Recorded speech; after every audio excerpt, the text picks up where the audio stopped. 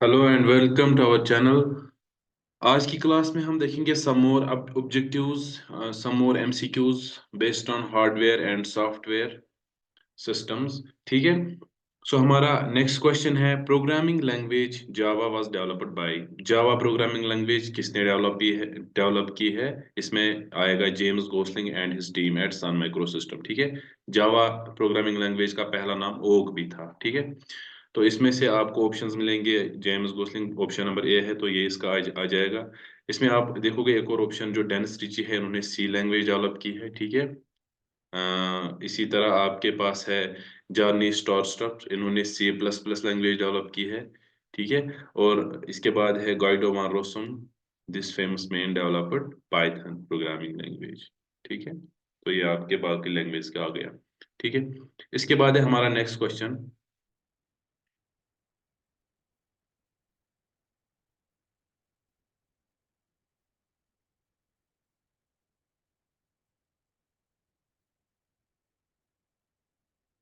What is the full form of BIOS? Bias जिसको हम बोलते हैं, इसकी फुल फॉर्म है बेसिक इनपुट आउटपुट सिस्टम।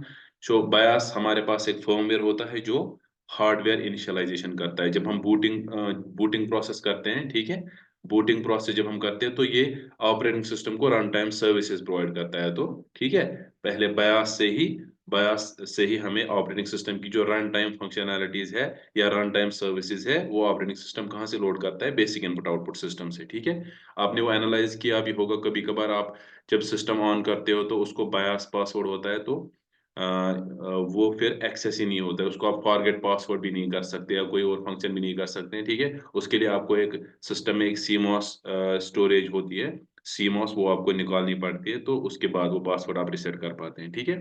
तो ये है बेसिक बायस का बेसिक इनपुट आउटपुट सिस्टम। ठीक है। इसी तरह आपका what is the full form of GUI in software? Graphical user interface होता है GUI, ग्राफिकल यूजर इंटरफेस। ये क्या होता है ग्राफिकल यूजर इंटरफेस? इसमें जैसे हमारे पास ग्राफिकल आइकन्स या विजुअल इंडिकेटर, जैसे हमारे पास ये आइकन है, हम सिलेक्ट करते हैं कहीं पे भी, टूल बार होता है, टास्क बार होता है, मेन्यू बार होता है। सो डिफरेंट ऑप्शंस होते हैं हमारे पास, और हम उनके साथ विजुअलाइज कर सकते हैं आराम से कोई भी सॉफ्टवेयर। ठीक है। क्योंकि पहले पहले हमें क्या होता था, हमें कमांड लाइन पे सॉफ्टवेयर यूज करना होता था।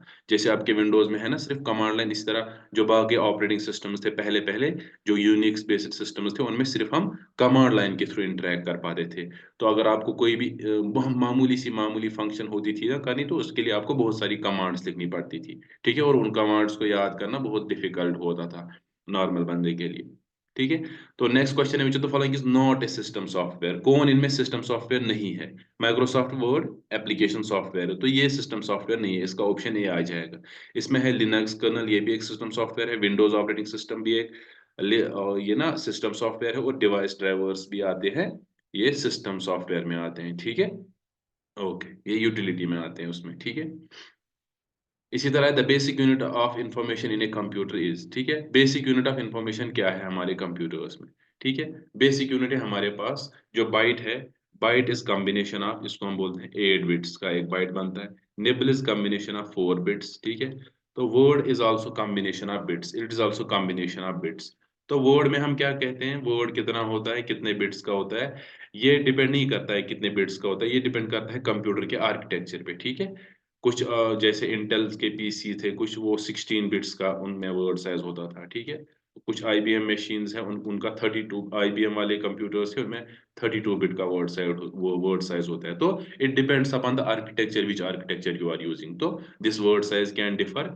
लेकिन bits combination of 8, byte is a combination of 8 bits and nibble is combination of 4 bits. तो इसमें बिट आएगा क्या, जो बेसिक यूनिट ऑफ इंफॉर्मेशन है। ठीक है। तो बेसिक यूनिट ऑफ इंफॉर्मेशन आपके पास क्या है, वो बिट है आपके पास। ठीक है। ठीक है। अब आते हैं हम अपने नेक्स्ट क्वेश्चन की तरफ। Dash dash is the fraudulent act of acquiring private information such as user credentials, often by pretending to be legitimate entity. Fraudulent act है ऑफ प्रोवाइडिंग इंफॉर्मेशन, गलत तरीके से प्राइवेट इंफॉर्मेशन देना, ताकि हमें कहे कि हम मैं कोई प्राइवेट या लेजिटिमेट एंटिटी हूँ। जैसे फोन कॉल्स आती हैं डे टू डे, जैसे वो KBC स्कैम एक आया था हमारे J&K में। ठीक है।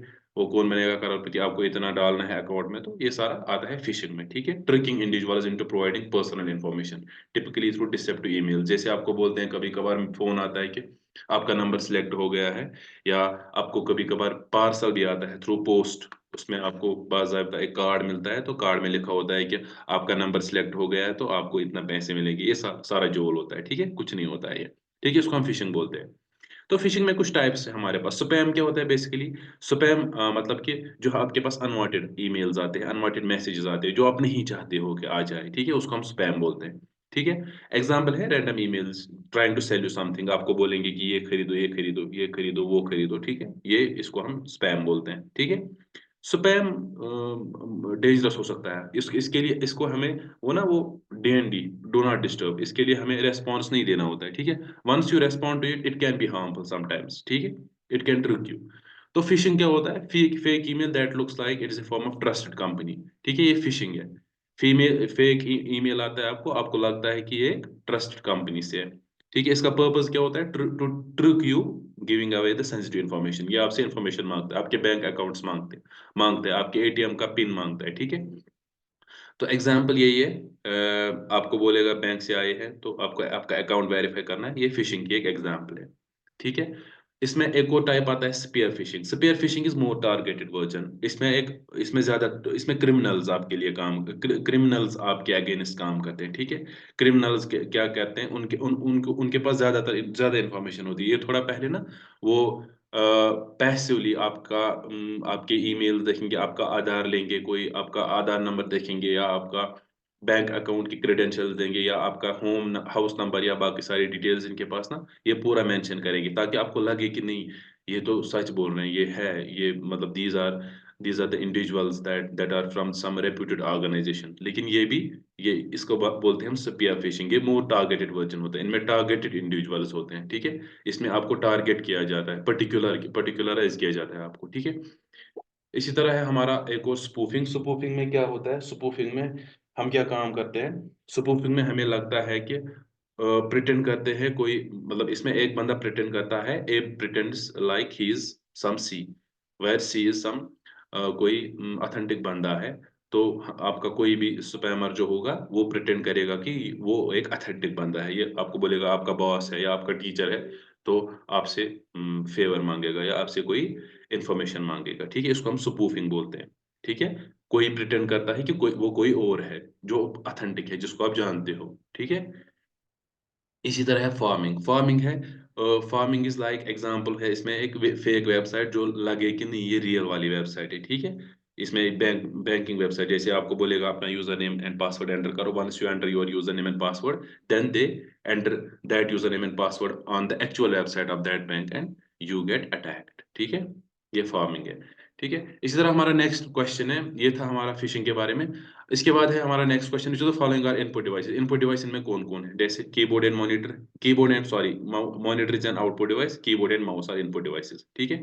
Next question is software can be uninstall through my computer, नहीं, कंट्रोल पैनल आएगा इसमें, ठीक है।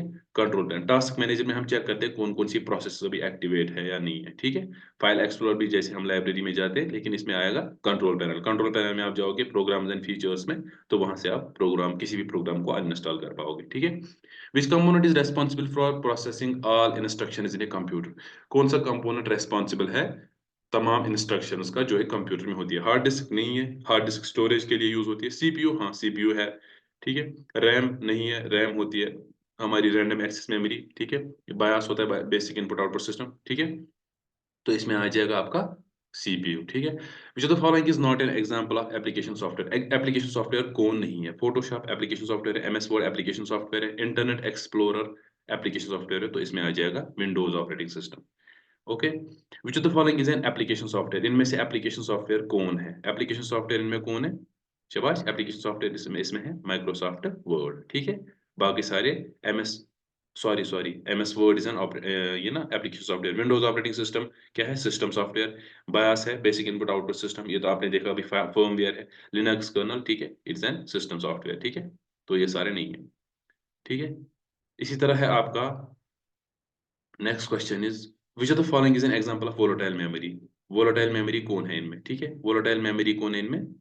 शाबाश, वोलेटाइल मेमोरी इज रैम, ठीक है। हार्ड डिस्क नॉन वोलेटाइल है, रोम नॉन वोलेटाइल है, सीडी रोम नॉन वोलेटाइल है, ठीक है।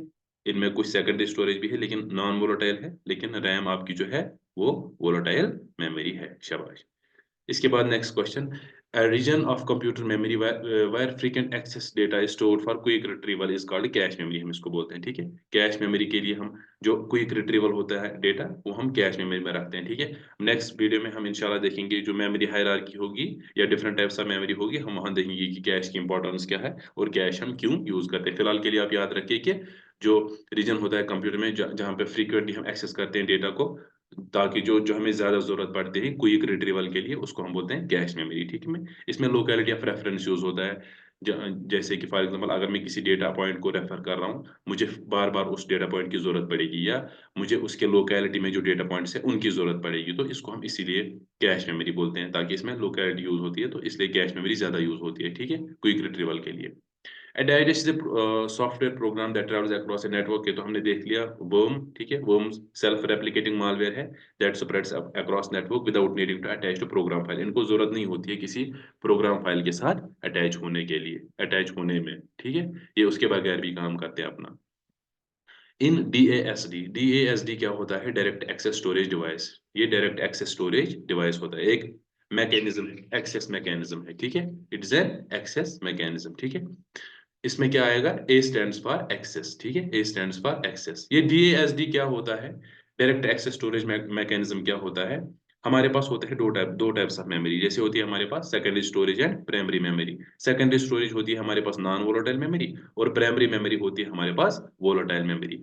तो डीएएसडी क्या करता है? जैसे हमारे पास एक सीक्वेंशियल एक्सेस होता है ना, सीक्वेंशियल एक्सेस में क्या करते हैं हम? इसमें अगर हमें किसी डेटा की ज़रूरत होगी ना, हमें वन बाय वन जाना होता है, हमें वन बाय वन जाना होता है, स्टेप बाय स्टेप, जब तक हम वहाँ पे पहुँचेंगे, उसको हम बोलते हैं सीक्वेंशियल एक्सेस। लेकिन डायरेक्ट एक्सेस में क्या होता है?